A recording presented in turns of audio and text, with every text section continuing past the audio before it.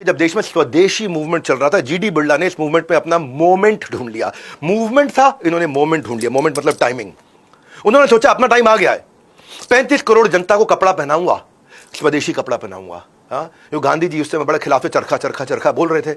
इन्होंने 35 करोड़ लोगों सोचा कपड़ा बनाए थे इनको, इस चरखे से कितना कपड़ा बना लेंगे भाई लोग, उससे मैं अपनी कैपिटल बनाऊंगा। और फिर क्या था, उन्होंने ट्रेडिंग के बिजनेस को ट्रैश किया, खत्म किया, अपनी मिल से माइलस्टोन बनाने निकल पड़े। इन्होंने मिल की तैयारी करी। देखते हैं कैसे। बिरला फैमिली में सबसे मेजर योगदान है घनश्याम दास बिरला का, इनका माना जाता है। ये जीडी बिरला ने उस समय शुरू किया था, बिजनेस संभाला, और देश में स्वदेशी मूवमेंट के अंदर इनका एम था कि ब्रिटिश सामानों का बहिष्कार कर दें, ब्रिटिश को बाहर निकाल दें, स्वदेशी प्रोडक्ट को बढ़ावा दें, अपने ही कपड़ों को पहने। लोकमान्य गंगाधर तिलक, महात्मा गांधी, फ्रीडम फाइटर सारे विदेशी कपड़ों को जला जला करके आग लगा के शोर मचा करके इनको बंद करना चाहते थे। चरखा जो सिंबल हुआ करता था, जीडी बिरला ने देखा भाई चरखे से 35 करोड़ लोगों के कपड़े तो नहीं बना पाएंगे। इस रिक्वायरमेंट को पूरी करने के लिए हमारे को मिल्स अभी है ही नहीं।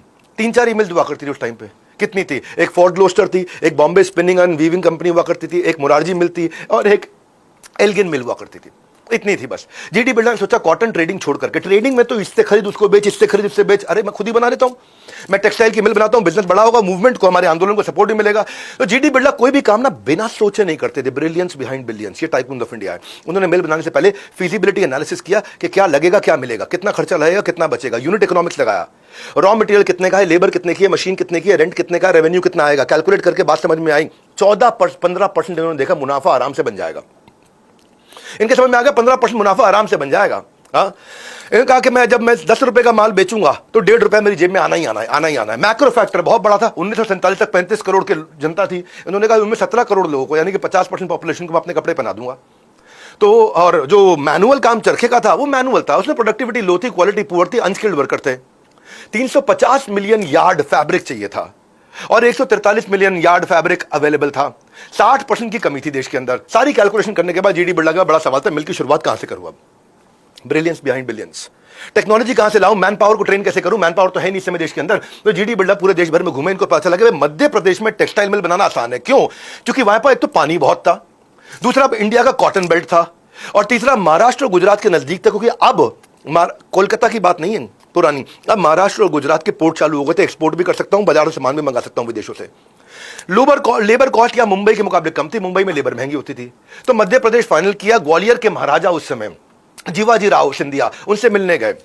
देखो सोच जब बड़ी होती है ना तो आदमी एग्जीक्यूट करता है, उसके बाद में काम के लोगों से जाके मिलता है। वहां के महाराज के पास गए, मूवमेंट से जुड़ने के लिए उनको रिक्वेस्ट किया। बोला एमपी के अंदर अगर मध्य प्रदेश में मिल बन गई तो एक तो आपके राज्य के लोगों को एम्प्लॉयमेंट मिलेगी, आपको उनको मुफ्त में रेवड़ी नहीं बांटनी पड़ेगी, लोग अपने आप कमाएंगे। जीवाजी राव सिंधिया बोले बात सही है यार, ये अगर यहां के लोगों में खुशहाली आएगी तो फायदा सबका होगा। उन्होंने क्या किया, खुद की जमीन अपनी ग्वालियर के पास की प्लांट सेटअप करने के लिए नागड़ा में जमीन दे दी इनको।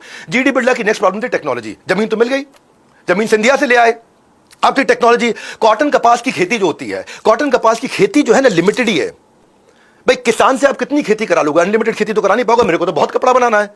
तो कॉटन का ऑल्टरनेटिव ढूंढने के लिए इन्होंने विदेशों में इसकी ऑल्टरनेटिव के बारे में पता करना शुरू किया। England, Japan, US, China, France, सब जगह गए और टेक्सटाइल की इंडस्ट्री को जाकर समझ के आए। पहले रिसर्च बिफोर रेवेन्यू, पहले रिसर्च बिफोर रीचिंग। इन्होंने समझा कि एक चीज है जिसको बोलते हैं विस्कॉस स्टेपल फाइबर। समझाता हूं इजी करके। विस्कॉस स्टेपल फाइबर जो है ना, ये सेमी सिंथेटिक फाइबर होता है। ये लकड़ी के पल्प से बनता है, बैम्बू के पल्प से बनता है, होता कॉटन की तरह है ये, लेकिन लकड़ी और बैम्बू के पल्प से बनता है। ये बहुत ज्यादा बन सकता है।